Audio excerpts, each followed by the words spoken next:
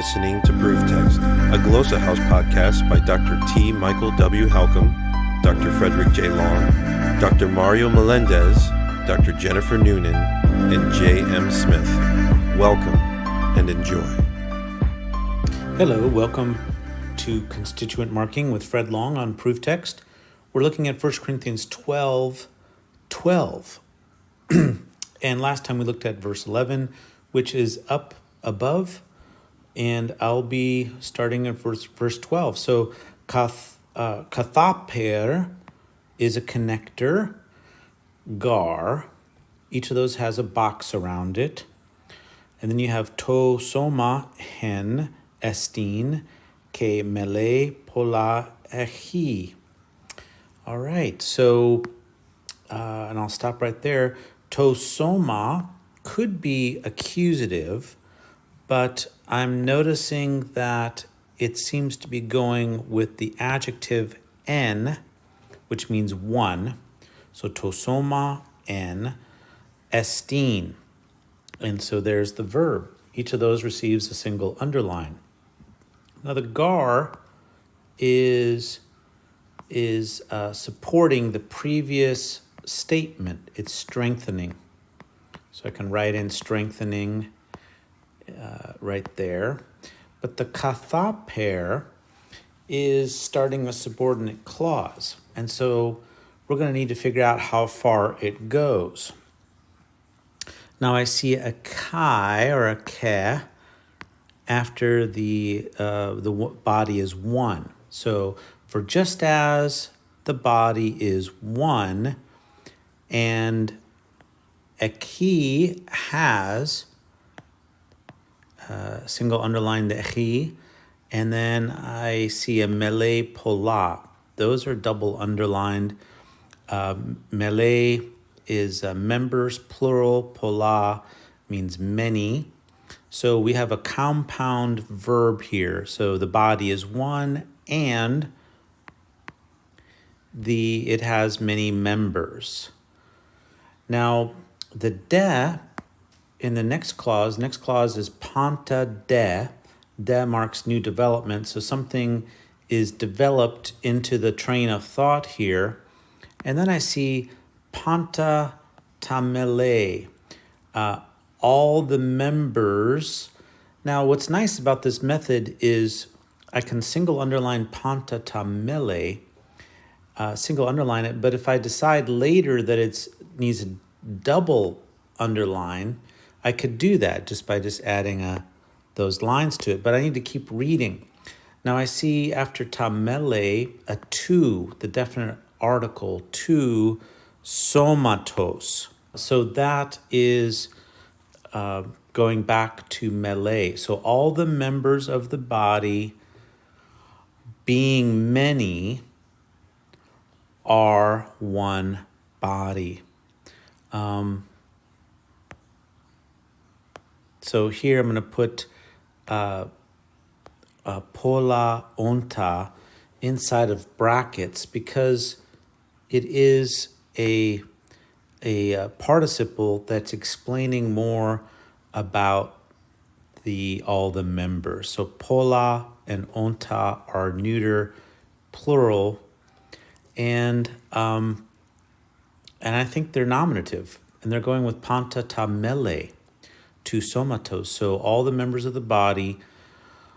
And here, this is a good example where it is a circumstantial participle, and I think there is an implication of concession in this case. Although being many are, then we have the are one body, en estin soma. So panta de tamele to somatos. So moreover, all the members of the body, although being many, pola unta, subordinate clause, en estin soma, are one body. So this is a third singular verb, but it can go with the third plural subject or a plural subject because that subject is neuter, panta ta mele. So Moreover, all the bodies, parts of the bodies, so all the members of the bodies, although being many, are one body. So this is really a subordinate clause. All of this going back to kathaper. Now, kathaper is interesting because it's from kathos with the pair added to it. And that pair is never alone. It's always added on to something for emphasis, extra stress. And so here there is what I would call a correlative emphasis, because this kathaper is working with the utos, which is the last clause. And the last clause is thus also Christ. And that actually is the main clause. So there's an implied verb of being, esteem. There is implied. It's not present, but we can supply it there. So Christ is, what is Christ? One body. For just as the body is one with many members, thus also it is with Christ. Namely, Christ is one body, but then also has many members. So this is a complex subordinate clause here, because it introduces this idea of one body with many members, and then adds on this de panta de ta mele to somatos. That's added on as an additional idea. And all these members, although many, are one body. Okay, so all of that is fronted in this kathaper clause, which is stressed. So this is a correlative sentence in that the kathaper, which is stressed because of the pair, is really setting up the correspondence with the clause at the end, really the main clause, thus also the Christ. And the kathaper with the utos functions as a comparison.